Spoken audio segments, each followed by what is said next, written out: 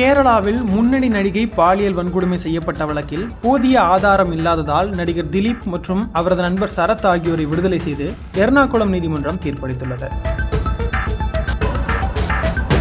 இந்த வழக்கில் 12 பேர் மீது குற்றம் சாட்டப்பட்ட நிலையில் நடிகர் திலீப் 85 நாட்கள் சிறையில் அடைக்கப்பட்டு ஜாமீனில் வெளியே வந்த நிலையில் தற்போது இந்த தீர்ப்பு வழங்கப்பட்டுள்ளது.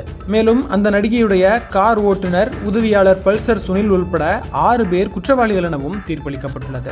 கடந்த 2017ஆம் ஆண்டு பிப்ரவரி 17ஆம் தேதி கேரள மாநிலம் எர்ணாகுளத்தில் படப்பிடிப்பை முடித்துவிட்டு காரில் வீட்டுக்கு சென்ற நடிகையை ஒரு கும்பல் கடத்தி ஓடும் காரில் பாலியல் தொல்லை கொடுத்து அதனை வீடியோ பதிவு செய்ததாக புகார் அளிக்கப்பட்டது. இதன் அடிப்படையில் விசாரணை நடத்திய காவல்துறை நடிகர் திலீப்பின் தூண்டுதலின் பேரிலேயே இந்த சம்பவம் நடந்ததாக குற்றப்பத்திரிகை தாக்கல் செய்தது.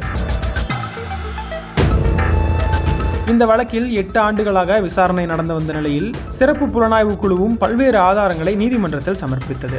8 ஆண்டுகளுக்கு பிறகு இந்த வழக்கில் இன்று அளிக்கப்பட்ட தீர்ப்பில் நடிகர் திலீப் குற்றவாளி என நிரூபிக்க போதுமான ஆதாரங்கள் இல்லை என நீதிமன்றம் தெரிவித்துள்ளது. இதனைத் தொடர்ந்து விடுதலை செய்யப்பட்ட நடிகர் திலீப் தனது திரை வாழ்க்கையை அழிப்பதற்காக நடந்த முயற்சிதான் இது எனவும் தனக்காக பிரார்த்தனை செய்த கோடிக்கணக்கான ரசிகர்களுக்கு நன்றி எனவும் தெரிவித்துள்ளார்.